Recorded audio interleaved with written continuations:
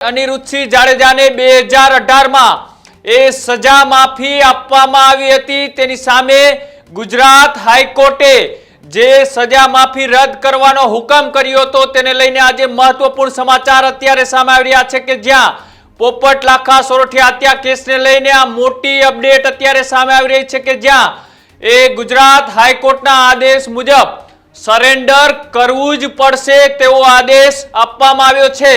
Aniruddhsinh જાડેજાને supreme કોર્ટમાંથી પણ એ રાહત નથી મળી રહી તેવા સમાચાર મળી રહ્યા છે કે જેમાં 1 મહિનામાં સરેન્ડર કરવાના એ ગુજરાત હાઈકોર્ટના હુકમને એ સુપ્રીમ કોર્ટે માન્ય રાખ્યો છે।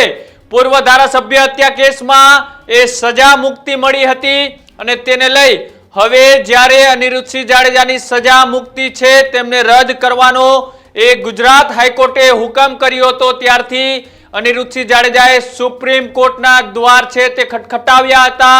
સજા માફી યથાવત રાખવા એ સુપ્રીમ કોર્ટમાં અરજી કરી હતી। સજા માફીને લઈ આજે બપોરે પિટિશન અંગે એ સુનાવણી પણ હાથ ધરવામાં આવી હતી અને જ્યારે સુનાવણીમાં 29 ઓગસ્ટે સુપ્રીમ કોર્ટના સ્પેશિયલ લીવ પિટિશન એ કરવામાં આવી હતી અને તેના આધારે 30 ઓગસ્ટના રોજ પિટિશન થઈ હતી તે દાખલ કરવામાં આવી હતી। તેના આધારે આજે બપોરે લગભગ 12 વાગ્યાની આસપાસ જસ્ટિસ દીપાંકર દત્તા અને જસ્ટિસ ઓગસ્ટિસ જજની બેન્ચ દ્વારા એ આ મામલે સુનાવણી હાથ ધરવામાં આવી હતી અને આ સુનાવણીની અંદર એ સુપ્રીમ કોર્ટમાંથી પણ અનિરુદ્ધસિંહ જાડેજાને 1 મહિનાની અંદર સરેન્ડર કરવાનો એ આદેશ આપવામાં આવ્યો છે।